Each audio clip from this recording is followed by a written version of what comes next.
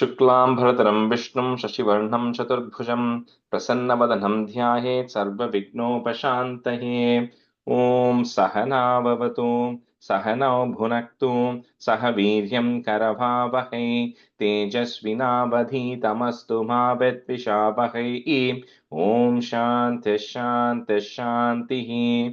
अगजानन पद्मार्कं गजाननमहर्निशम् अनेकदन्तं भक्तानाम् एकदन्तमुपास्महे। श्रीमहागणपतये नमः। गुरवे सर्वलोकानां विषजे भवरोगिणां निधये सर्वविद्यानां श्रीदक्षिणामूर्तये नमः। अस्मद्गुरुचरणारविन्दाभ्यां नमः।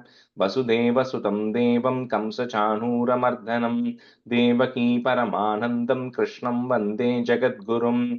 ज्ञानानन्दमयं देवं निर्मलस्फटिकाकृतिम् आधारं सर्वविद्यानां श्रीहयग्रीवमुपास्महे। श्रीहयग्रीवमूर्तये नमः। सरस्वती नमस्तुभ्यं वरदे कामरूपिणि विद्यारम्भं करिष्यामि सिद्धिर्भवतु मे सदा। श्रीमहासरस्वत्यै नमः। उमाकोमलहस्ताब्जसम्भावितललाटकं हिरण्यकुण्डलं वन्दे कुमारं पुष्करस्रजं। வெற்றிவேல் முருகனுக்கு ஹரஹரோஹரா. லோகவீர்யம் மகாபூஜ்யம் சர்வரக்ஷாகரம் விபும் பார்வதி ஹிருதயானந்தம் சாஸ்தாரம் பிரணமாம்யகம். சுவாமியே சரணமையப்பா. वागर्ताविव सम्पृक्तौ वागर्त प्रतिपत्तये जगतः पितरौ वन्दे पार्वती परमेश्वरौ। श्री पार्वती परमेश्वराभ्यां नमः।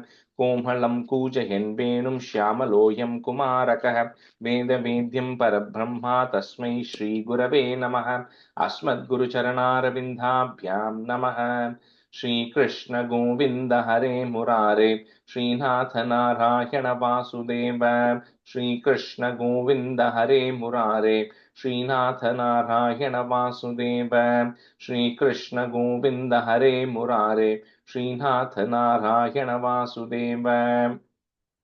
पीताम्बरं करविराजितचक्रशङ्खकौमोदकी सरसिजं करुणासमुद्रं राधासहायम् अतिसुन्दरमन्दहासं वातालयेशम् अनिशं हृदि भावयामि। कृष्णो रक्षतु मां चराचरगुरुः कृष्णं नमस्ये सदा। कृष्णेनैव सुरक्षितोऽहमसकृत् कृष्णाय दत्तं मनः। कृष्णादेव समुद्भवो मम विभो कृष्णस्य दासोऽस्म्यहम्। कृष्णे भक्तिरचञ्चलास्तु भगवन् हे कृष्ण तुभ्यं नमः। श्रीगुरुवायूरप्पा शरणं नम्राणां सन्निधत्ते सततमपि पुरस्तैरणभ्यर्थितानपि आर्तान् कामानजस्रं वितरति परमानन्दसान्द्रां गतिं च। इत्थं निःशेषलभ्यो निरवधिकफलः पारिजातो हरे त्वं क्षुद्रं तं शक्रवाटी ध्रुममभिलषति व्यर्थमर्त्यव्रजोऽयम्। श्रीगुरुवायूरप्पा शरणं श्रीभट्टपादम् अनिशं हृदि भावयामि। वंशीविभूषितकरात् नवनीरदाभात् पीताम्बरात् अरुणबिम्बफलादरोष्टात् पूर्णेन्दुसुन्दरमुखात् अरविन्दनेत्रात् कृष्णात् परं किमपि तत्त्वमहं न जाने। കൈരണ്ടും കൂപ്പി ഞാൻ വീണ്ടും ഇറക്കുന്നു നീരജലോചനാനിന്നോടായി. ഏതീനു മഞ്ഞനെ കുമ്പിടേണ്ടാത്തോരു രീതിയിൽ നീ എന്നെ പാലിക്കണായി. കൃഷ്ണ ഹരേ ജയ കൃഷ്ണ ഹരേ ജയ കൃഷ്ണ ഹരേ ജയ കൃഷ്ണ ഹരേ. Good morning, everyone. Okay, so we'll do a quick review of 38. Maybe Anita, you can do one half, and Pritika, you can do one half. So there are like 10 plus we have the two Bhagavatam stanzas in between, right? So you can do, one of you can do up to stanza 4, including those two. The other can do the other 6. Okay. Sure. Shall I start? Yeah, go ahead. Sure. Dasakam 38. Shri Krishna Avatara Varnanam. Ananda Rupa Bhagavan Naidevatare प्राप्ते प्रतीप्त भवतंक निरीयमानैः कान्तिव्रजैरिव कनाकनमण्डलैत्याम् आवृण्वती विरुरुचे किल वर्षवेला आशाशु शीतलतराशु पयोदतो यैः आशाशिताप्तिविशेषु च लज्जनेषु नैषा करोतयवितौ निशीमद्यमायां क्लेशावहस्त्रिजगतां त्वमिहा विरासीः Narayana Narayana Narayana Narayana Narayana Narayana Narayana Narayana Narayana Narayana Narayana Narayana Narayana Narayana Narayana narayana. How do you say the next tune, Yeah, sir? அதுக்கு முன்னாடி அந்த second லைன்ல ஒரு correction இருக்கு. Sure. விபஷேஷு ச சஜ்ஜனேஷு. Vivasheshu. Yes. சமத்புதம் பாலகம். Okay, sure. तमद्भुतं बालकम् अम्बुजेक्षणं चतुर्भुजं शङ्खगदायुधायुतं श्रीवत्सलक्ष्मं कलशोभिकौस्तुभं पीताम्बरं चान्द्रपयोतसौभगम् महार्कवैडूर्यकिरीटकुण्डल द्विषा परिष्पक्तसहस्रकुण्डलम् उत्तामकाञ्चीयङ्गततङ्गादिभिः विरोक्षमानं वसुजेव ऐक्षित. Yeah, and just in the second last line, last word, kankanadibihi. कङ्कणादिभिः Yeah. बाल्यस्पृशाभिवपुषा ददुषा विभूतिः इत्यत्किरीटकटकाङ्कतहारभाषा शङ्कारिवारिजगता परिपाशितेन मेकासितेन परिलेशितशूतिकेः. And on the second line, the ru that is there, right? Because you're putting vibhutihi, the ru Yes. that is there becomes so u. So it becomes udyat. Udyat. Okay. Oh, not idyat. Okay, sir. Udyat kirita. Okay, sir. वक्षस्थलीशुकनिलीन विलासि Lakshmi मन्दाक्षलक्षित कडाक्ष विमोषपेतैः तन्मन्दिरस्य कलहं सकृतां स लक्ष्मीन् उन्मार्जयन्निव विरोजित Vasudev. Virejit, last second. उन्मार्जयन्निव विरेजित Vasudev. सौरीस्तुधीरमुनिमण्डलचेतशोभि दूरस्थितं वपुरुदीक्ष्य निजेक्षणाभ्याम् आनन्दबाष्पपुलकोत्कम कत्कदार्प्रह दुष्टावदृष्टिमकरन्दरसम्भवन्दम् देवप्रसीद परपूरुषतापवल्ली निर्लूनतात्र समनेत्र कलाविलासिन् केतानबा Gurukripa गुरुभिः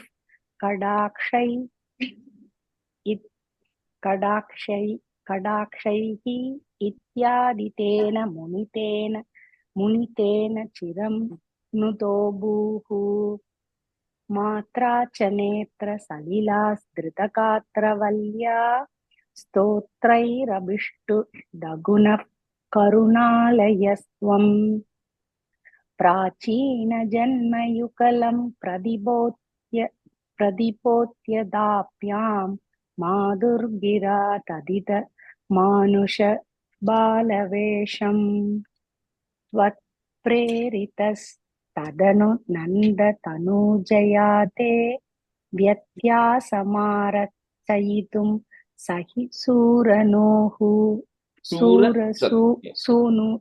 सूनुः त्वां हस्तयोरदित चित्तवितार्यमार्यैः अम्बोरुहस्तकलहंस किशोररम्यम् जादा तदा पशुपसत्मनि योगनिद्रा निद्रा विमुत्रितमदाकृतपौरलोकम् त्वत्प्रेरणात् किमिव चित्रमचेतनैर्यत् द्वारैः स्वयं व्यकटि सङ्कटितैः सुकाडम् शेषेण पूरिपनवारिदवारिनाद स्वैरं प्रदर्शितपदो मणिदीपितेन त्वां तारयन् सकलु धन्यतमः प्रतस्ते सोऽयं त्वमीश मम नाशय रोगवेगान्. Shri Krishnaya Parabrahmane Namaha. Okay, so we'll continue with 39. I think we had finished about 7 stanzas, so we can continue from the 8th one. Okay, Mithulaji, you can be student first up, and Shashireka, you can be student. We're available. Stanza 8 of 39. ततः पशुपमन्दिरे त्वयि मुकुन्दनन्दप्रिया प्रसूतिशयने शये रुदति किञ्चिदञ्चत्पदे विबुध्य वनिता जनैः तनयसम्भवे घोषिते मुदा किमु वदाम्यहो सकलमाकुलं गोकुलम्. In the last class, we saw the birth of Krishna and then the communication that Krishna had with Vasudeva and Devaki, first in the Chaturbhujam, and then he became, which is Manusha Bala Vesham. He switched on to the form of a normal child, and then Vasudeva was instructed to go move Krishna over to Gokulam, where Nanda Gopa and Yashoda were there. So Vasudeva went there, he swapped and brought back a girl child, which Kamsa then tried to smash it on a stone, but the girl being Yogamaya, she then went up into the, she didn't touch the ground. She went up into the sky and then told Kamsa that, the person who's supposed to kill you is already born elsewhere. So she's saying, why are you wasting your time coming after me? So, and then Kamsa then realizes, he releases Vasudeva and Devaki from prison. However, the next day we saw how Pralamba, Baka, Putana, all of those other people who are emissaries of Kamsa are saying that, what, that's not the right thing to do. So we have to go around, and they said, we're going to find out every child who has been born in the last couple of days, and then we're going to go kill this child, right? That's where we kind of left. So all of that was happening in Madura. So now the rest of from Dashakam 39 to Dashakam 74, we're going to shift away completely from Madura. So now we're going to go to Gokulam, right? Which is where Krishna is now was moved, right? Nanda Gopa and Yashoda. So it talks about where because the girl child was born on Navami, which is on after the early morning, and because of Yogamaya being born, everybody had gone to sleep, and that's when the swap was able to happen, right? So at that time, nobody knew the gender of the child, so everybody was still asleep. So suddenly in the morning, everybody wake up to the cry of a small infant because they knew the baby was born. They wake up to the cry of an infant, and suddenly they see that it's a boy who has been born. So all the women, who are there in the labor room all rush, and then they go to Nandagopa and say that, that fine, a boy has been born. And we're going to talk later about how Nandagopa and Devaki did not have child for a really long time. So now when finally a child was born and the child was a boy, it says Sakala Makulam Gokulam. The entire Gokulam was filled with happiness. Everybody was super happy and excited that a boy has been born here. So Tataha is there, put a F. Tataf Pashupa Mandire Twai Mukunda Nanda Priya, put a plus. Prasuti Shayane Shaye Rudati Kinchit Anchat Pade. You can break at the da if you want. Kinchit Anchat Pade. Tataf Pashupa Mandire Twai Mukunda Nanda Priya Prasuti Shayane Shaye Rudati Kinchit Anchat Pade.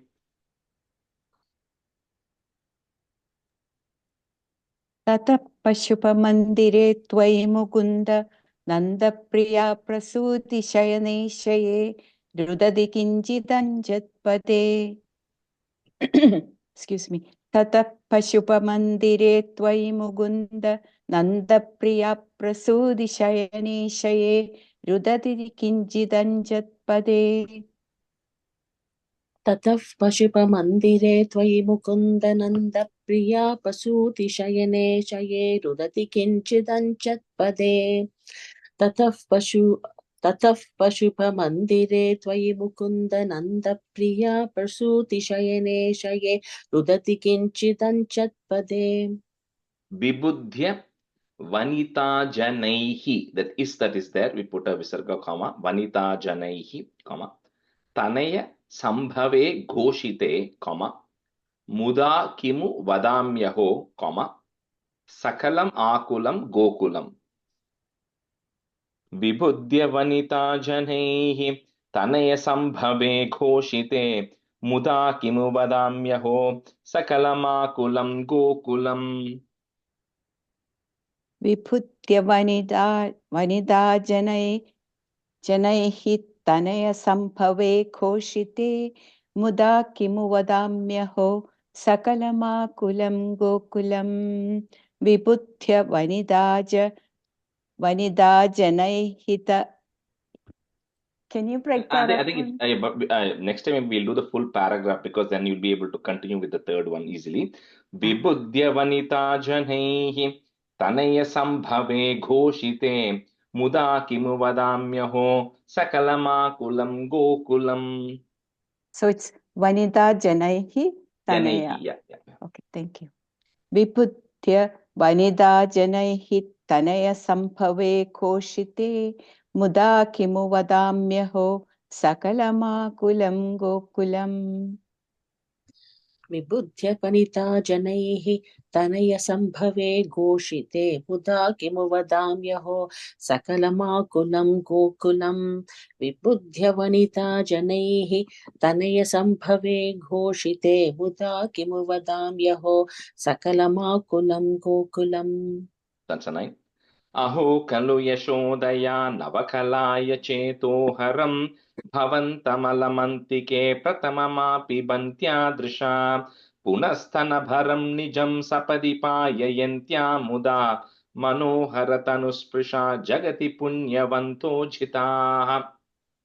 So at every point, Bhattacharya will keep reminding, that how blessed is Yashoda, right? He says all these sages and everybody go through so much penance, go through so much austerities, and they do so much tapas and everything.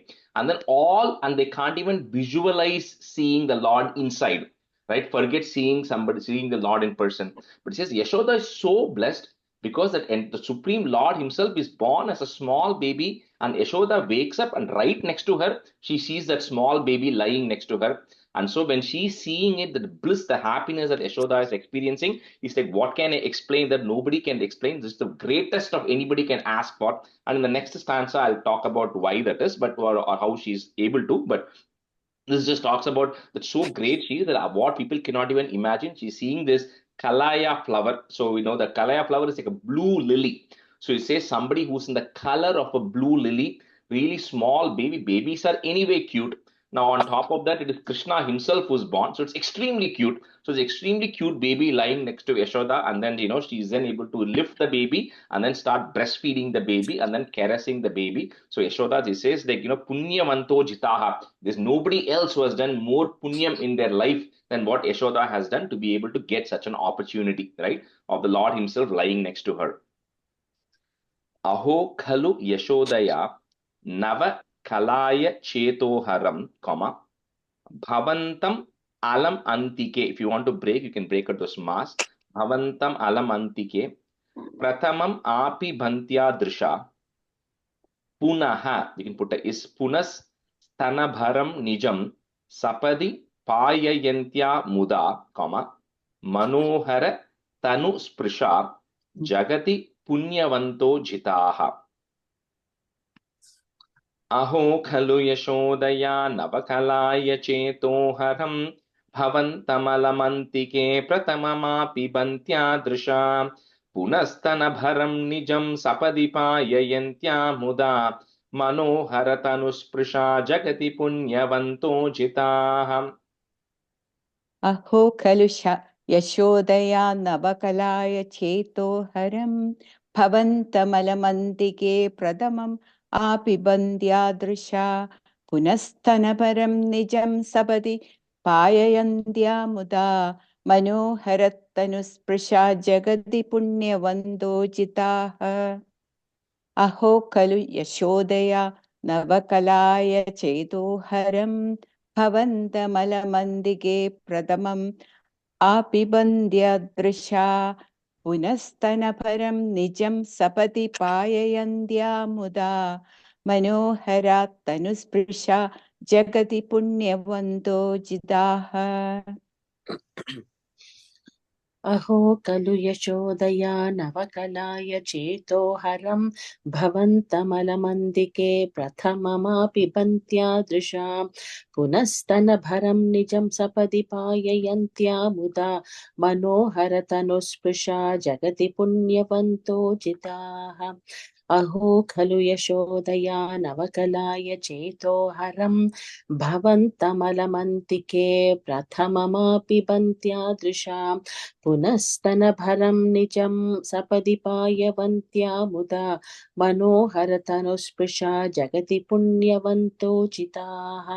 And so Shirikan, that's third line, sapadi payayantya. Payayantya. Okay. Thank you. Second. Bhavat kushala-kamyaya sakhalu nanda gopastadha pramodabhara sankulo dvijakulaya kinna dadate tataiva pashupalaha kimuna mangalam te nire jagat pritaya mangala tomiha pahi mamayat. So not only Yashoda, but even Nanda Gopa was also overwhelmed with joy. We saw like the previous stanza also. So of course, as a father, what he wants to first do is the moment the baby is born, they perform some Vedic purification ceremony, right? Punya Vachanam and everything. So he called all the Brahmanas, everything. He distributed a lot of wealth and charity because he was extremely happy because they've been waiting for a really long time for a child to be born, and then he gets his boy. So he's very happy about it. So having heard this fortune that Yashoda and Nandagopa have of Krishna, the Lord himself being born, Parikshit actually asks Shuka Brahmam in Bhagavatam, he says, how is it that they are so blessed? What does one have to do to attain such a blessing that the Lord himself is born as a child? Because that is such a blessing, right? Because we all struggle to pray and then we don't even get a glimpse of the Lord. What have these people done so much, right? So Parikshit separates out saying there are two kinds, right? One is normal people who do a lot of prayers and austerities and everything, and you only attain a certain level of spiritual maturity. Then there are people who are kind of so high in maturity that they are automatically like extensions of the Lord, right, to some extent. So he says this just like how Sutapa and Prisni, that we saw the Prisni about how they were born as Kashyapa and Aditi, and then they were born as Vasudeva and Devaki. So they were also, when the Lord is born, he brings along his extensions along with him, right, to all these avatars. So just like how they were there, there were also two other people called as Drona and Dhara, long time back. And they also did a lot of penance to Brahma, and they were also already very spiritual beings already. So when Brahma himself comes in front and asks, what do you want? He says, we want to have the devotional love to the Lord. So what can we do for that, right? We want, because it's different to pray than to say you have a love towards a child, right? So they want to say we want to absolutely love the Lord. What do we want? So we want an opportunity. So the next time the Lord incarnates, we want to have an opportunity to be around him and then have that loving service. So that's how they are blessed. So Shuka Brahmam explains that this is not something you get by just praying for a long time in one janmam, right? This is all accumulation of so much good deeds that they have done over so many births of theirs, that they were already spiritually very realized, and that's how they are getting this opportunity. Anyway, so because we'll see in a lot of places how blessed Yashoda is, right? And so we'll have to wonder what did she have to do for that? Anyway, so with that, this Dashakam comes to an end, saying with this, like one who confers auspiciousness on everyone. Finally, Gokulam, everybody is very happy. So please eradicate all the ailments for me as well. Bhavat Kushala Kamyaya Sakhalu Nanda Gopastada, Pramoda Bara Sankulo Dvija Kulaya Kinna Dhadat Tataiva Pashupalakaha, put a ich sound, Pashupalakah, Kimuna Mangalam Tenire, Jagat Tritaya Mangala, Twamiha Pahi Mama Mayat.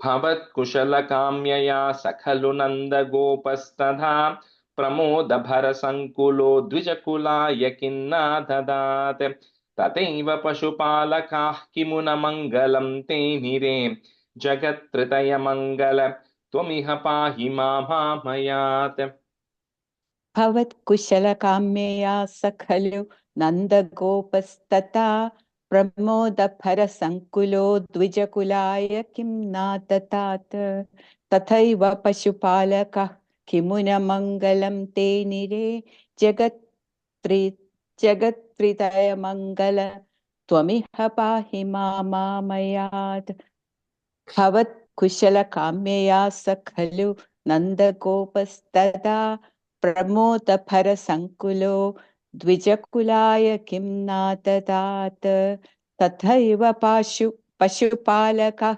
किमुनमङ्गलं ते निरे जगत्त्रितयमङ्गलत्वमिह पाहि माममयात्.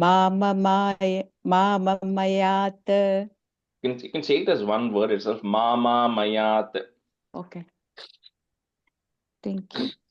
भवत्कुशलकाम्यया स खलु नन्दगोपस्तथा प्रमोदभरसङ्कुलो द्विजकुलाय किन्ना ददात् तथैव पशुपालकाः किमुनमङ्गलं ते निरे जगत्तितयमङ्गल त्वमिह पाहि मामामयात् भवत्कुशलकाम्यया स खलु नन्दगोपस्तथा प्रमोदभरसङ्कुलो द्विजकुलाय किन्ना ददात् तथैव पशुपालकाः किमुनमङ्गलं ते निरे जगत्तितयमङ्गल त्वमिह पाहि मामामयात्.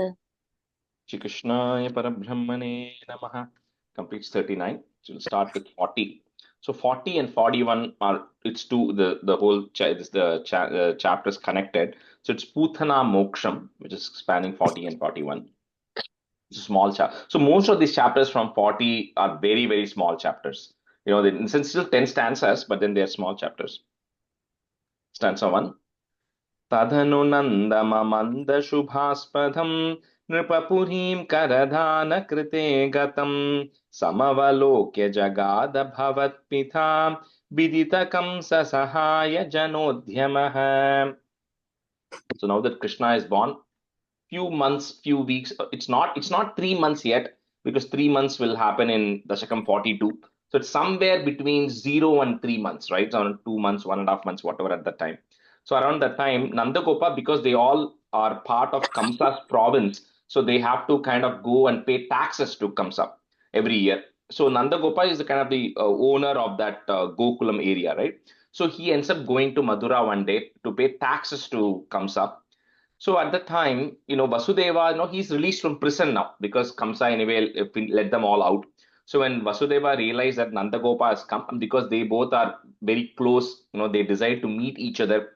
So they meet after a really long time, because Vasudeva has been jailed all this period, right? So finally he gets to meet Nandagopa after a long time, and then he goes and talks to Nandagopa about all the atrocities which are happening under Kamsa, right? About all the children who he killed, and talks about all the other bad things which are going on. Tadanu nandam amandha shubhaspadam, nripapurim kara dana krite gatam samavalokya jagada bhavatpita, vidita kamsa sahaya janodhyamaha. Tadanu nandamamanda shubhaspadham nripapurim karadhana krite gatam samavalokya jagada bhavatpitha vidita kamsa sahaya janodhyamaha.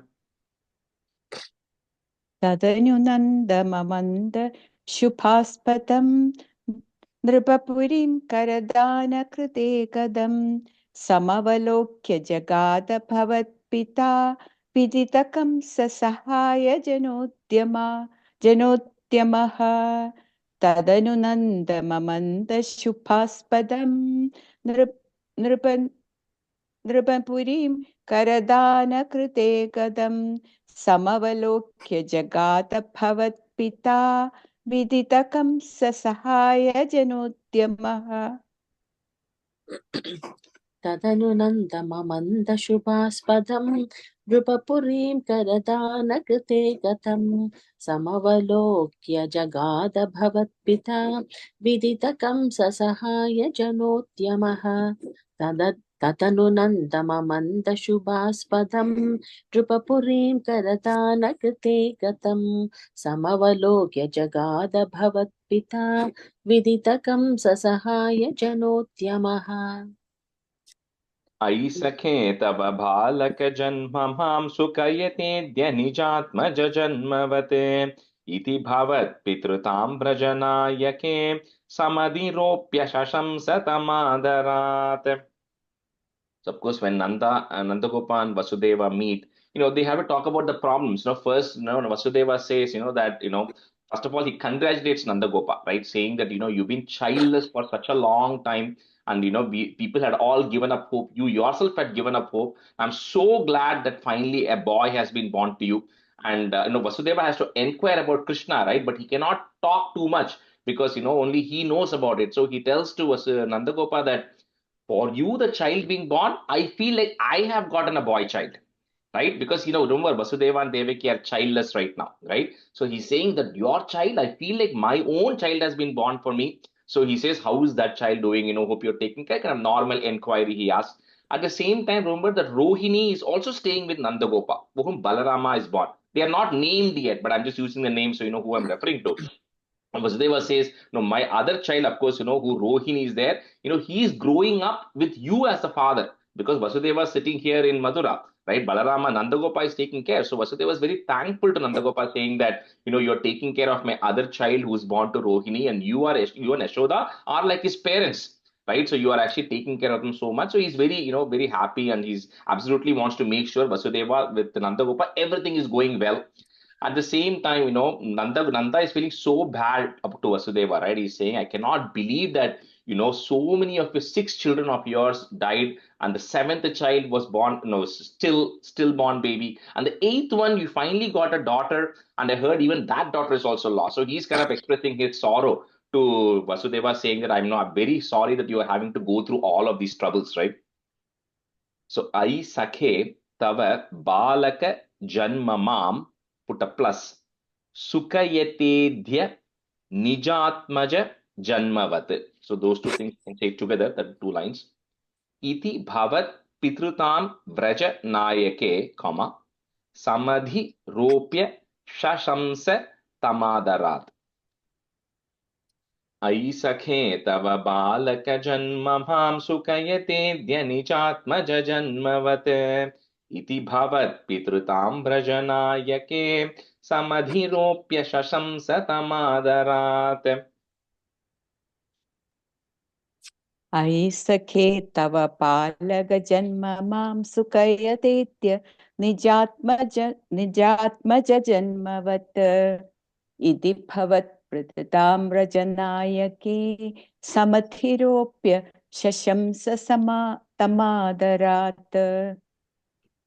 अयि सखे तव बालक जन्म मां सुकयतेऽद्य निजात्मज जन्मवत् इति भवत् प्रततां व्रजनायके समधिरोप्य शशंस तमादरात्.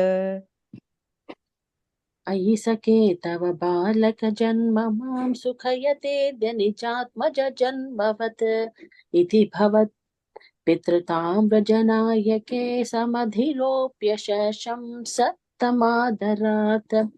अयि सखे तव बालक जन्म मां सुखयतेऽद्य निजात्मज जन्मवत् इति भवत् पितृतां व्रजनायके समधिरोप्य शशंस Tamadarat. Shashirika, on the second line after Vrajanayake, we have a pause, okay? So you can put a comma after that. Vrajanayake, second line. Second line. Bhavat Pitratam Vrajanayake, and then there is a comma there. Okay. Thank you. 3.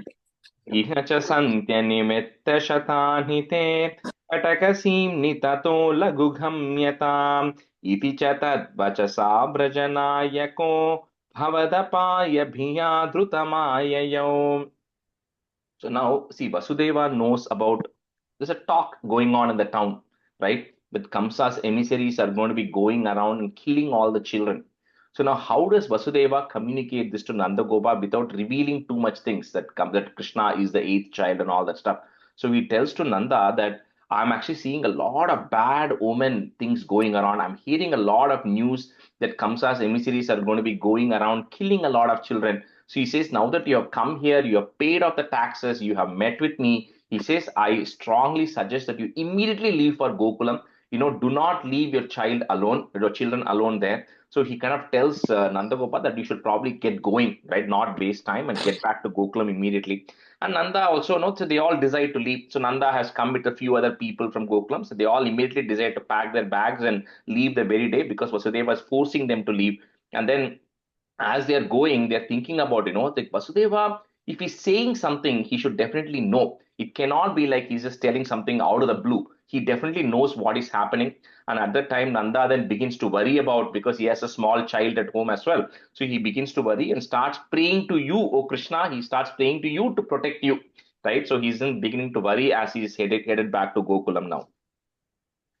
Ihacha Santya Nimitta Shatanite, comma.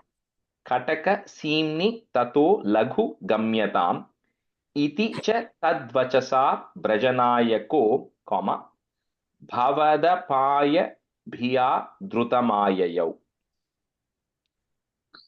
Iha cha Santyanimitta Shatanite Kataka Simni Tato Laghu Gamyatam Iti cha Tadvachasa Brajanayako Bhavadapaya Bhiya Drutamayayau. इह च सन्ध्यनिमित्तशतानि ते कडकसीम्नि ततो लघु गम्यताम् इति च तद्वचसा व्रजनायको भवदपायभिया द्रुतमाययौ इह च सन्ध्यनिमित्तशतानि ते कडकसीम्नि ततो लघु गम्यताम् इति च तद्वचसा व्रजनायको भवदपायभिया द्रुतमाययौ इह च सन्त्यनिमित्तशतानि ते कटकसीनि ततो लघुगम्यताम् इति च तद्वचसा व्रजनायको भवदपायभिया द्रुतमाययौ इह च सन्त्यनिमित्तशतानि ते कटकसीनि ततो लघुगम्यताम् इति च तद्वचसा व्रजनायको भवदपायभिया द्रुतमाययौ. Stanza 4. Avasare khalu tatra cha kachana brajapade madhurakritirangana tarala shatpadalalita kuntala kapatapootakate nikatam gata. So at the time when Nanda Maharaja and everybody were still coming back from Mathura to Gokulam, so have not yet reached, they're just on their way. So at that time, if one of the emissaries of Kamsa, right? We saw Putana, Baka, Pralamba, all of that we saw in Dasakam 39.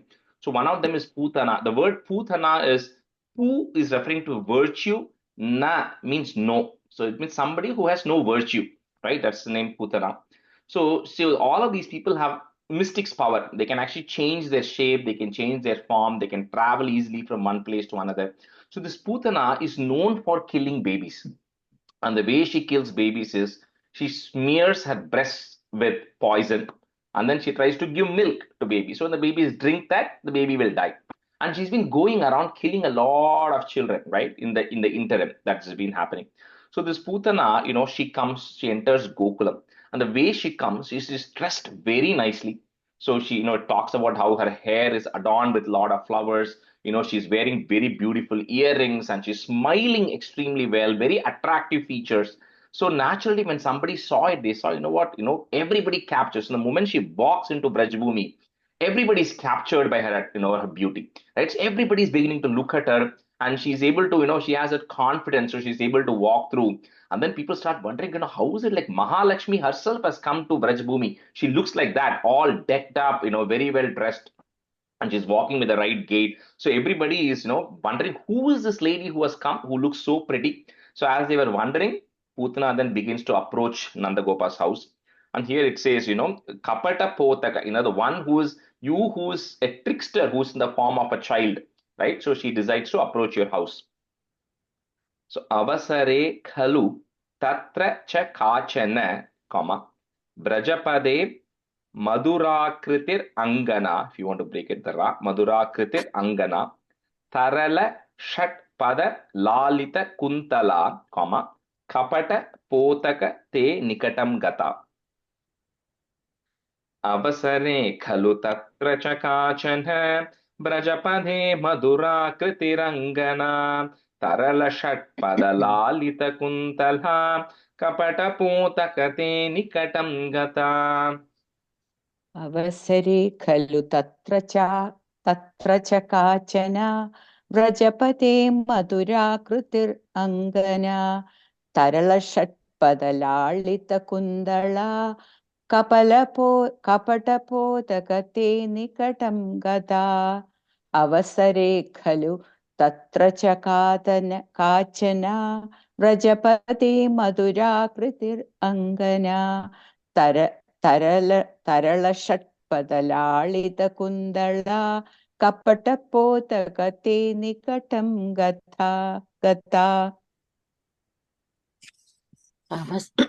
अवसरे खलु तत्र च काचन व्रजपदे मधुराकृतिरङ्गना तरलषट्पदलालितकुन्तलां कपटपोतकते निकटं गता अवसरे खलु तत्र च काचन व्रजपदे मधुराकृतिरङ्गना तरलषट्पदलालितकुन्तलां कपटपोतकते निकटं गता.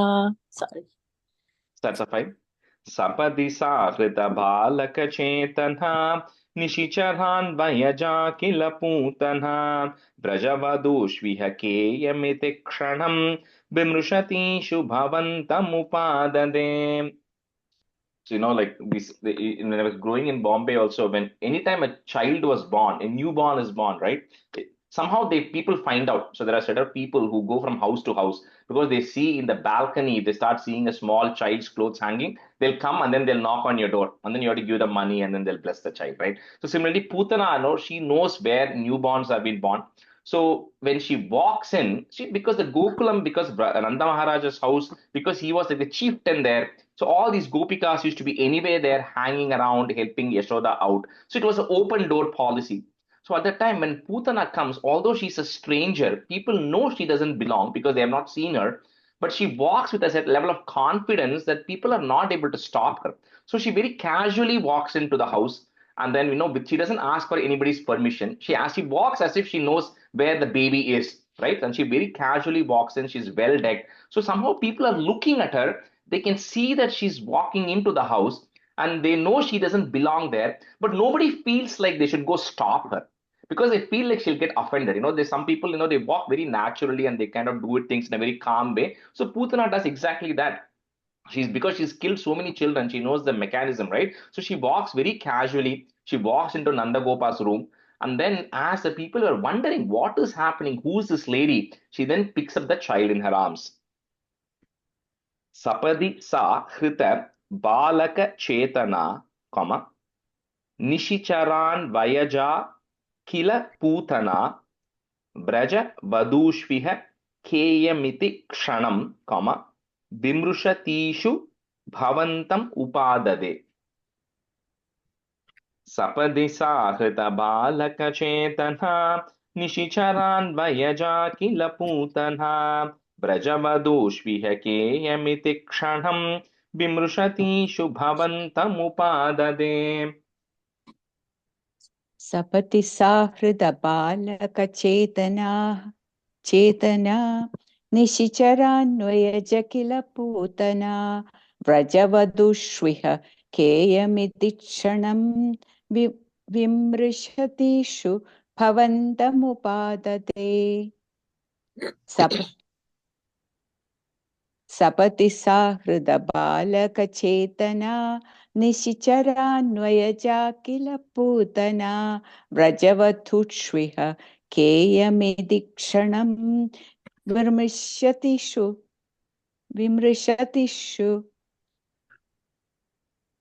What's that word, Rajesh? That one is Bimrisha. T is a long T, shoe is a short shoe. Bimrushati shu. Thank you. Bhavantam. Vimrishati shubhavandamubadate. Yeah. Thank you. सपदि सागृतबालकचेतना निशिचरान्वयजा किल पूतना वधूष्विहकेयमिति क्षणं विमृशति शुभवन्तमुपादते सपदि सागृतबालकचेतना निशिचरान्वयजा किल पूतना व्रजवधूष्विहकेयमिति क्षणं विमृशति शुभवन्तमुपादते. Stanza 6. Lalita bhava vilasa hritatmabhiryuvatiभिः प्रतिरोधुमपारिता स्तनमसौ भवनान्त निषेदुषी प्रददुषी भवते कपटात्मने. Of course, now when she enters into the room where the child is and she lifts the child, so Krishna, of course, he knows Putana has come here, what she has come. But however, Krishna also realizes that what Putana is trying to do is she's trying to behave like a mother, right? She's kind of come here, she's trying to hug Krishna and she's trying to breastfeed Krishna, which only a mother does, someone with a motherly love does. So Krishna also realizes that, I know what Putana has come for. At the same time, I need to also bless her, right, for what she's wanting to do. But she's also trying to kill Krishna. And Putana, she doesn't realize that the child she's now going to lift is going to be the cause of her death. So the best comparison they give is you see a poisonous snake lying on the ground, and you think it's a rope, and then you go put it on your lap, right? So you're kind of committing your own, you're doing it for yourself, right? You're committing that mistake. That's what Putana does. So she lifts this child, and Yashoda, Rohini, everybody is there. But they are not able to realize what is happening because Putana comes, picks it up like any other mother. She's like, really cuddling the baby and she's playing with the baby. She's, what a perfect person, right? This person knows how to treat children. And so with that, Putana then comes and then she begins to breastfeed the baby. She takes it to Krishna close to her chest and she begins to breastfeed. So Lalita Bhava Vilasa Kritatmabhir, put a plus. Yuvati bihi is there, put a F. Yuvati bif Pratirodhumaparita Sthanamasau Bhavananta Nishedushi, Pradadushi Bhavate Kapatatmane. Lalita bhava vilasa hritatmabhiryuvatiभिः प्रतिरोधुमपारिता स्तनमसौ भवनान्त निषेदुषी प्रददुषी भवते कपटात्मने. ललितपावविलासहृदात्मभिर्युवतिभिः प्रतिरोधमुपारिता स्तनमसौ भवनान्दनिषेदुषी प्रददुषी भवते कपटात्मने. ललितभावविलासहृदात्मभिर्युवतिभिः प्रतिरोधुमपारिता स्तनमसौ भवनान्दनिषेदुषी प्रददुषी भवते कपटात्मने. ललितभावविलासकृतात्मभिर्युवतिभिः प्रतिरोद्धुमपारिता स्तनमसौ भवनान्तनिषेदुषी प्रददुषी भवते कपटात्मने. ललितभावविलासकृतात्मभिर्युवतिभिः प्रतिरोद्धुमपारिता स्तनमसौ भवनान्तनिषेदुषी प्रददुषी भवते कपटात्मने. Stanza 7. Samadiruhya tadankamashangitastwamata bhalakalopanarositaha mahadivamraphalam kuchamandalam pratichuchushita dhurvishadhushitam. So while she looked so nice and everything from outside and very kind and affectionate, but behind the scenes, she's there only to kill the children. So what, like I said earlier, is she had the poison applied on her breast. So when the baby sucks into it, then all the poison will first go in, right? So when she does it, Krishna, it says here, God gets very angry. Not because Putana has come to kill Krishna. because nothing is going to happen to Krishna. But he is so angry because she has killed so many such children in the past, right? So he decides that finally, you know what, we have to put an end to this thing. So with that, Krishna then starts sucking on the breast, right? Then when Putana is forcing into Krishna. So samadhi ruhya tadankamam. So tad ankam ashankitas, but you don't have to break it. You can say it together. Tadankam ashankitas, and then put a plus. Tvamata balaka lopana roshitaha mahadi vamra phalam kuchamandalam, comma, prati chuchushita durbisha dushitam. समधिरुह्य तदङ्कमशङ्कितस्त्वमत बालकलोपनरोषितः महदिवाम्रफलं कुचमण्डलं प्रतिचुचूषित दुर्विषदूषितम्. समतिरुह्य तदङ्गमशङ्कितस्त्वमतपाल बालकलोपनरोषितः महदिवाम्रफलं कुचमण्डलं प्रतिचुचूषित दूषितम्.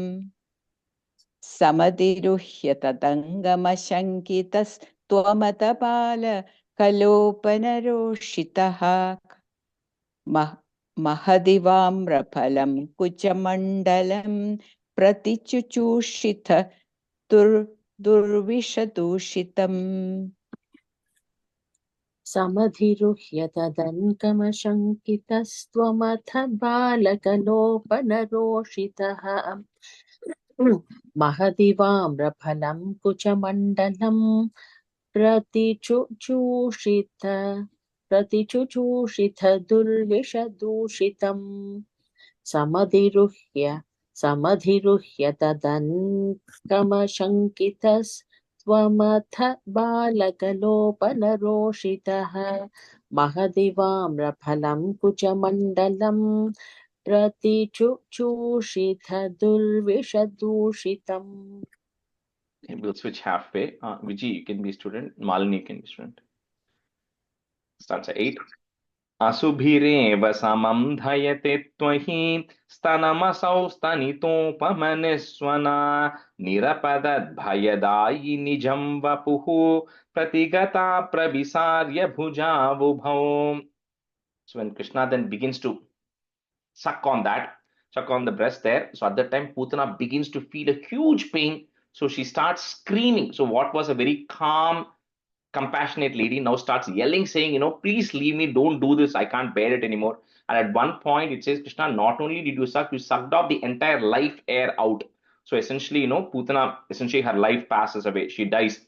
So when she dies, and we'll see this with a lot of these other people who are going to come, they finally take their form, original form. So Bhayadayi Nijam Vapuhu, the original form she takes, which is that of a big Rakshasi.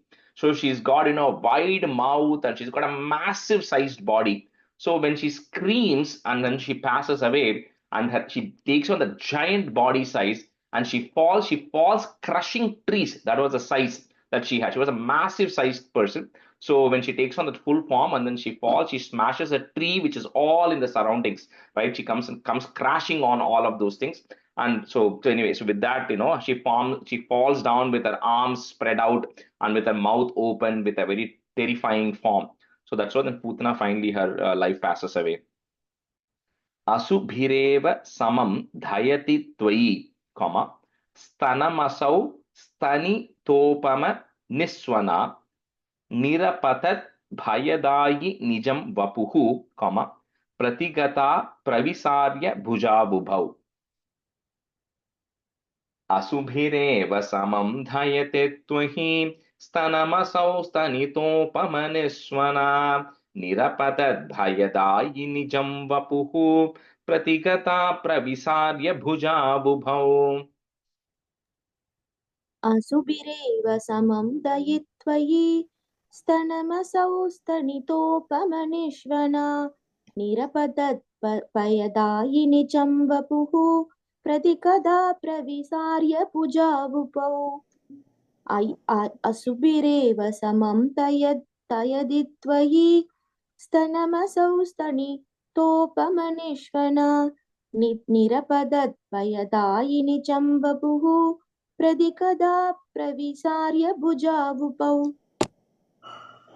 आसुभिरेव समं दयति त्वयि स्तनमसौ स्तनितोपमनिष्वना निरपदद्वयदाभिनिजं बभुः प्रदिकदा प्रविसार्य भुजावुभौ असुभिरेव समं दयति त्वयि स्तनमसौ स्तनितोपमनिष्वना निरपदद्वयदाभिनिजं बभुः प्रदिकदा प्रविसार्य भुजावुभौ. I'm already the second line, first word, last part. Nirapatad bhayadayi. Nirabadadbhayadayi nijam vapuh. Yeah. Okay. Stanza 9.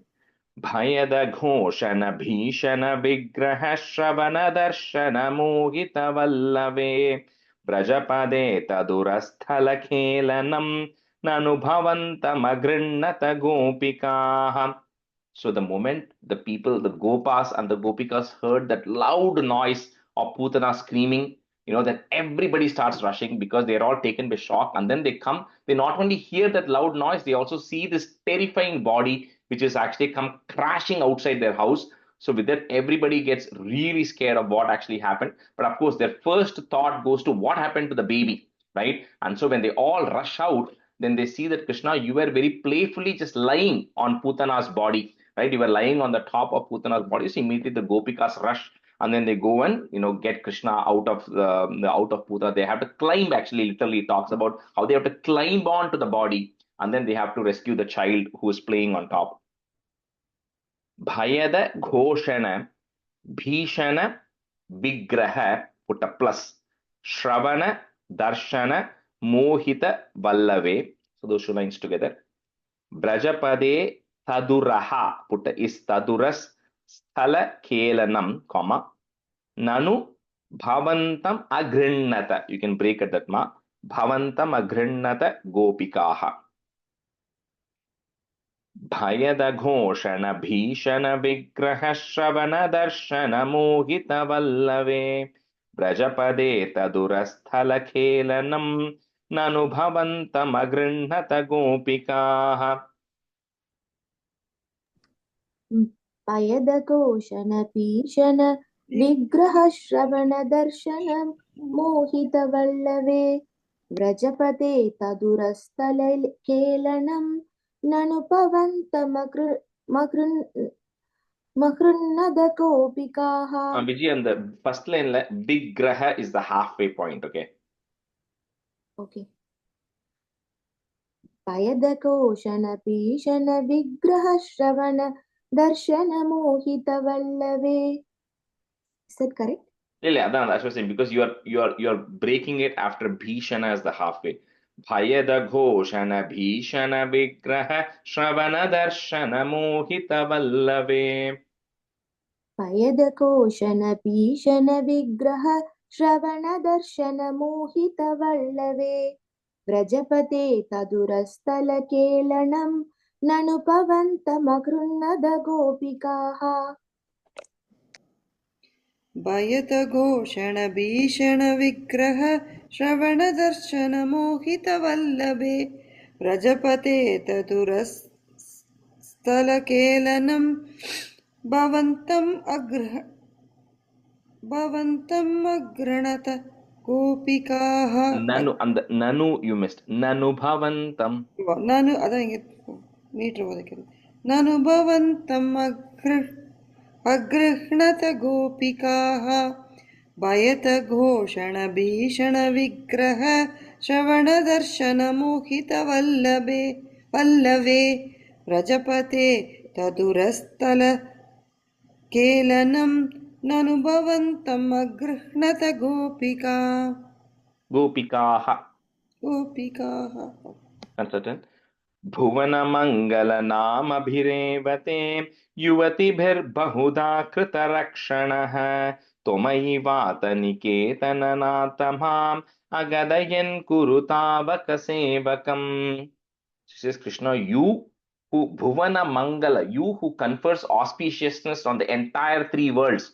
So for you now, all these people get worried, saying that what happened to such a small child, that a big, some fierce person has come. Luckily, the child survived, right? There's not a scratch or not a mark, nothing on the child, nothing has happened to the child. So really, the child is blessed. So what they do is, because the Praja, their entire life revolves around cows. So everything they do is related to cows. So when the child has to be purified because something inauspicious happened here, they purify it with the urine of the cow. So they purify it, they bath you in cow urine, and then they take cow dung and then they apply it on different parts of the body because that's got medicinal properties that will heal the child. And then, in Bhagavatam, it talks about a kavacham which all the gopikas chant to Krishna. They say, oh Krishna, may your head be protected by this Lord, may your hands be protected by this Lord, may your legs be protected. So they kind of chant a kavacham to protect Krishna. He says, you who protects everybody, they are trying to protect you by chanting, because for gopikas, they know they're not treating Krishna as a god. For them, it's a small baby who they're in absolute love with. So they do all this to protect Krishna, and then eventually Yashoda decides, let me give you breast milk. And then Yashoda starts feeding Krishna. So that with this Dashakam comes to an end. Agadayan Kuru Thavaka Sevaka. Please eliminate any ailments I may have. Bhuvana Mangala Namabhirevate, Yuvatibhir Bahudha Krita Rakshanaha Twamayi Vata Niketananata Mam. So that im you put there, mam, comma. Next word starts with a. Agadayan Kuru Tavaka Sevakam. Bhuvana Mangala Nama Bhirevate Yuvatibhir Bahudha Krita Rakshanaha Twamayi Vata Niketananatamam Agadayan Kuru Tavaka Sevakam. भुवनमङ्गलनामभिरेवते युवतिभिर्बहुता कृतरक्षणः त्वमयि वादनिकेतननाद माम् अकदयन् कुरुतावगसेवकम् भुवनमङ्गलनामभिरेवते युवतिभिर्बहुता कृतरक्षणः त्वमयि वादनिकेतननाद माम् Akadayan Gurutavaga Sevakam. Bhuvanamangala-namabhirevate yuvadibir-bahuda krita-rakshanaha Twamayi vadaniketanadana-mam Agadayan Gurutavaka Sevakam. In the second line, Vata Niketana Natha. Twamayi vadaniketanadana-mam Okay. Bhuvanamangala-namabhirevate Bhuvatibir-bahuta krita-rakshanaha Twamayi vadaniketananadamam Kadayan Gurutavaka Sevakam. Agadayan. The last line becomes Agadayan. Agadayan Gurutavaka Sevakam. Shri Krishna Parabrahmane Namaha. Okay, we'll do about 5 stanzas of this today. 41. Vrajeshwara Shauri Vacho Nishamhya Samabrajanna Dhvani Bhita Chetaha Nishpishta Nisheshatarum Nirikshya Kanchit Padartham Sharanam Gatastwam.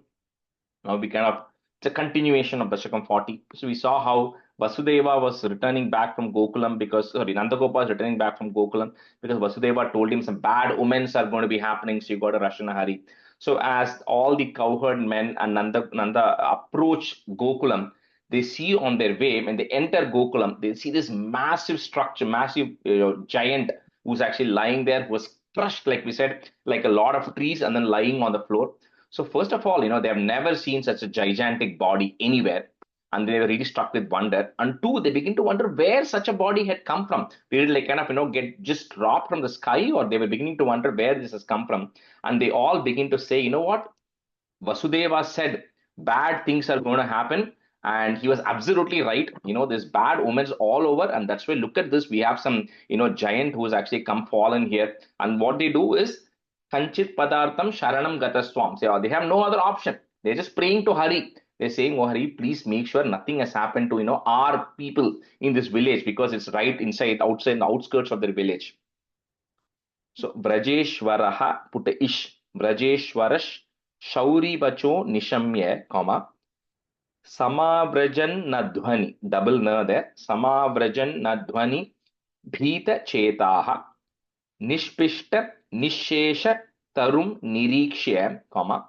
Kanchit Padartham Sharanam Gatastwam. Brajeshwara Shaurivacho Nishamhya Samabrajan Nadhvani Bhita Chetaha Nishpishta Nishesha Tarum Nirikshya Kanchit Padartham Sharanam Gatastwam. Vrajeshwar शौरिवशो निशम्य समाव्रजन् नत्वनिपीदशेताः निष्भिष्टनिशेषतरुं निरीक्ष्य कञ्चित् पदार्थं शरणं कदस्त्वाम्. Just one question. Ah. Where is the break? Vrjanna Dhvani Bhita. Yeah, and again, you'll see a double na, right? So Yeah. Sama Brajan Advani. Okay. Thank you. Sama Brajan and Advani, but because the in the na is there, it becomes a double na there. Okay. Vrajeshwar सौरिवशो निशम्य समाव्रजन्नध्वनिपीदशेताः निष्भिष्टनिक्षेषतरुं निरीक्ष्य कञ्चित् पदार्थं चरणं कदस्त्वाम्. वज्रेश्वर शौरिवशो निशम्य समाव्रजन्नध्वनिपीतचेताः निष्पिष्ट निश्चेषतरुं निरीक्ष्य कञ्चित् पदार्थं शरणं कदस्त्वाम्. वज्रेश्वर शौरिवशो निशम्य समाव्रजन्नध्वनिपीतचेताः निष्पिष्ट निश्चेषतरुं निरीक्ष्य கஞ்சித் பதார்த்தம் சரணம் கதஸ்துவாம். Malini, ஒரே ஒரு இந்த first word மட்டும் is Vrajeshwara. ஓ நான் என்ன பண்ண வஜ்ரேஸ்வரன் Vajreshwara, you said, yeah. So Okay. the Braja, that's a Braja Bhumi. So even now, if you go to the north, it says Braj Bhumi, they say ba, because that verb becomes a bha in the colloquial language. So the Braj Bhumi is referring to that Mathura, Vrindavan, Gokulam, that entire area is referred as Braj Bhumi. So, so they call it as Braj if you go now, but okay Prajeshwar. yeah, because that word will keep coming pretty regularly now for the next several dashakams. So, stanza 2. Nishamya gopi vachanadudantam sarvepi gopa bhaya vismayandhaha tvatpatitam ghora pishacha deham dehur vidhureta kuthara krittam. So when the gopas all come, so the people who go, because the guys went to pay the taxes, and so the gopikas who were here, they talk about how this really beautiful lady came, she just entered the house, she was about to breastfeed this baby, and suddenly, she started yelling. And then she took up this giant form and fell. We have no idea what happened. But luckily, nothing happened to the child. So when they kind of talk about all of this to the gopas, then they're all getting really scared, saying, how did such a thing happen? Right? And then they talk about how, so like in those days, when like an animal dies and they have to burn that animal, right? It's dead. They actually have to chop it, because and then they take it to a particular place to cremate or burn it. That's what they have to do to Putana's body, because it says they cannot carry Putana's body. It is such a massive sized body. It talks about how they used axes to chop and then take parts of the bodies and then go burn it. That's how the size of the body was. Anyway, it says with that, they go take it really far outside the village, and then they finally start burning the body off. Nishamya I didn't break it yet, right? Yeah, Nishamya gopi vachanadudhantam, comma, sarvepi gopa bhaya vismayandhaha tvat patitam ghora pishacha deham, comma, dehur vidureta kuthara krittam. Nishamya gopi vachanadudhantam sarvepi gopa bhaya vismayandhaha tvatpatitam ghora pishacha deham dehur vidureta kuthara krittam. निचम्य गोपी वचनातु तन्तं सर्वेऽपि कोपापयविस्मयान्ताः त्वत्पातितं कोरपि चाच देहं देहुर्विदूरेत कुडारकृत्तम् निशम्य गोपी वचनातु दन्तं सर्वेऽपि कोपापयविस्मयान्ताः त्वत्पादितं कोरपि चारदेहं देहुर्विदूरेत कुडारकृत्तम् Vijay, in the second line, like Ghora Pishacha Deham. कोरपिचाच देहं Pishacha Deham. पिचास You're saying Picha, you're saying it's Pisha. ओ Pishacha. पिशाच ओके निशम्य गोपी वचनातु दन्तं सर्वेऽपि गोपा भयविस्मयान्ताः त्वत्पादितं घोरपिशाच देहं देहुर्विदूरेत कुटारकृत्तम् निशम्य गोपी वचनातु दन्तं सर्वेऽपि गोपा भयविस्मयान्ताः त्वत्पादितं घोरपिशाच देहं देहुर्विधूरेत कुटारकृत्तम्. Stanza 3. त्वत्मीतपूतस्थनतच्छरीरात् समुच्चलन्नुच्चतरो हि धूमः शङ्कामदादागरवः किमेषः किं चान्दनो गौल्गुलबोतवेति. So like we spoke in Dashakam 37 beginning, right, where it says there were still a lot of asuras who had a little bit residual karma left, because of which they were born. And so Krishna Avataram is going to be one of those avatars where several people are going to get liberated, right? So that's what the purpose of it. And there, and we'll see in 74 and everything what Bhattacharya says about it. But so here, Putana is one such person. So the moment she had a little bit of residual karma left, right, which she had to then finally her entire life, with the birth and death cycle is going to come to an end here. So because she came in contact with Krishna, right, and because Krishna was actually sucking on her breast, so she became very purified. So because of that, so directly or indirectly, that is the greatness here, right? Even though you don't want it to, because you came in contact, right, she got blessed here. So what happened? So when they start burning Putana's body, typically when you burn something, it gives out some smell depending on what you're burning. So when you're burning such a Ghora Pishacha Deham, and they're burning, they're expecting really foul smell to come. However, the smell that was coming was, people begin to wonder, what is this fragrance that is coming? So Gulgula is, all of these names that they're using here is like kind of it's a fragrant thing. It can be like sandalwood smell or a particular aroma that is coming. So they are getting this really fragrant, smell that is actually coming, fragrance coming out of that. As these people start wondering, what is this? How is this coming out of this body? Is this like some sandalwood that we're burning, or are we burning, some, gulgulu or agaru or multiple of these fragrances? They all are beginning to wonder what that fragrance is coming out of this. Tvat pita puta sthana tach charirat, comma, Samuchalan Nuchataro. So it's a double na there. Samuchalan Nuchataro hi dhumaha. Shankam. So the next one I'm going to break it into three parts if you want. Shankam Adhat Agarava. So that im and the, we are breaking it. Shankam Adhat Agaravaha. Put a ich sound. Agarava Kimeshaha. Put a visarga. You may not have it. Put a visarga and comma there. Kimeshaha. Kim Chandano Gaulgula Vothaveti. Twatpita Puta Stanata Charirate Samuchalannuchataro Hidhumaha Shankamadada Garabah Kimeshaha Kim Chandano Gaulgula Vothaveti.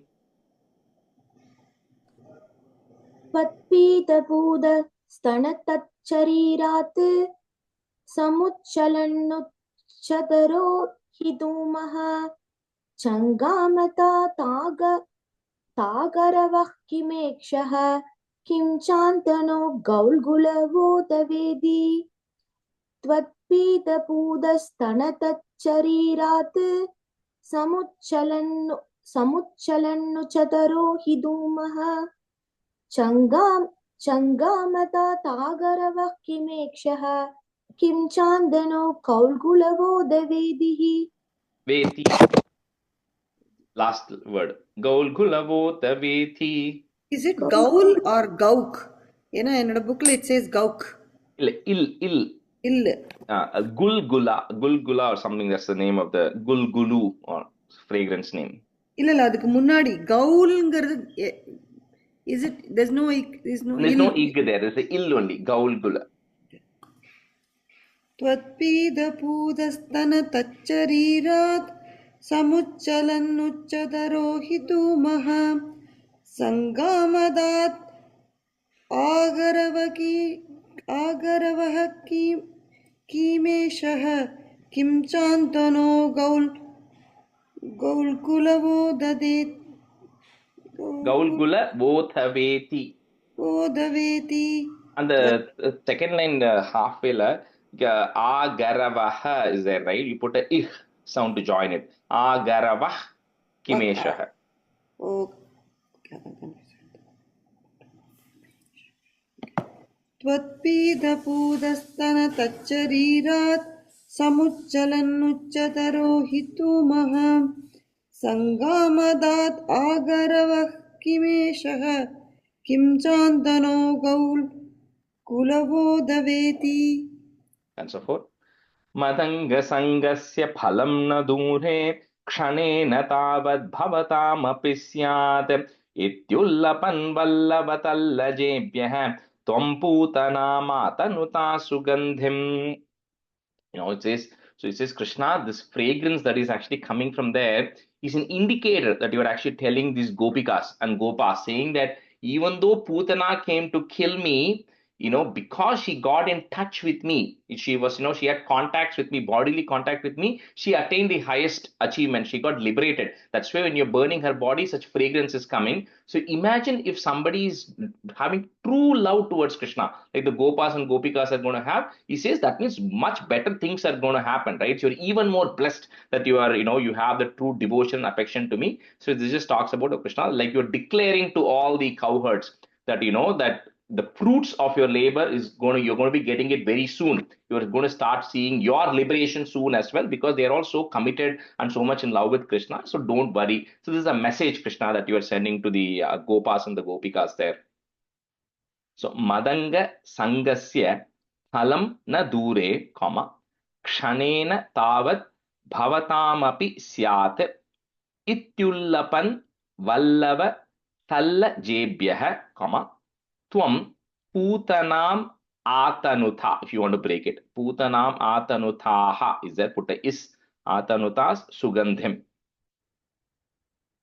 Madanga Sangasya Phalam na Dure Kshanena Tavad Bhavataamapi Syat Ityullapan Vallavatallajebhyah Tvam Putanam Atanutha Sugandhim.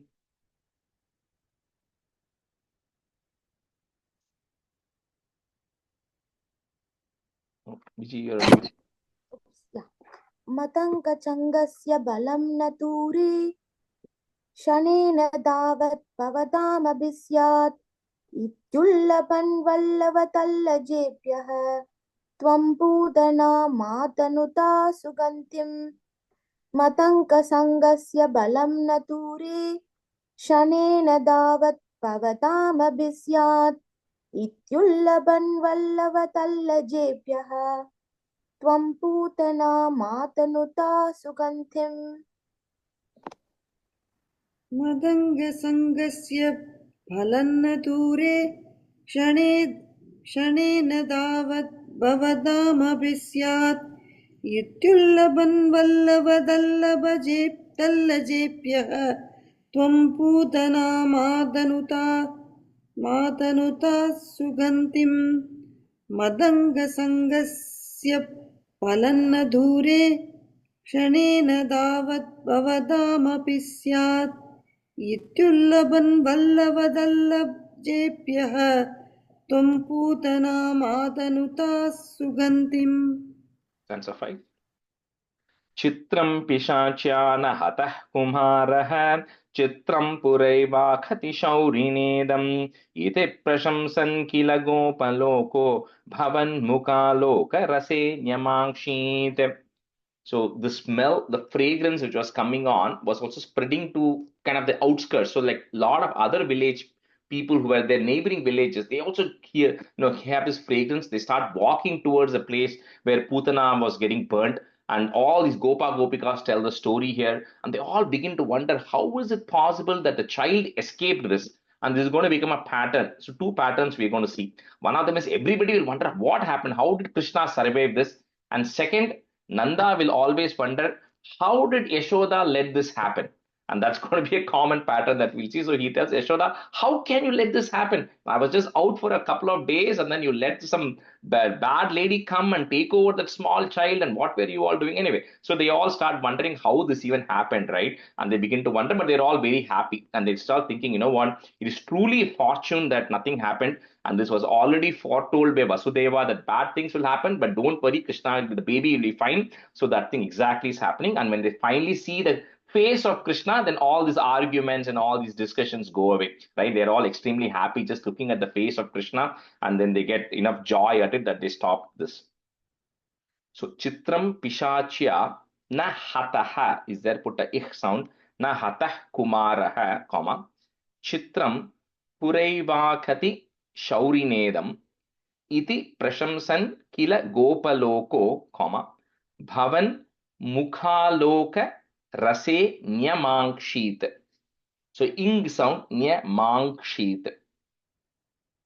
Chitram pishachyan hatah kumarah chitram puraivakhati shaurinedam ite prashamsan kila gopaloko bhavan mukhaloka rase nyamangshit.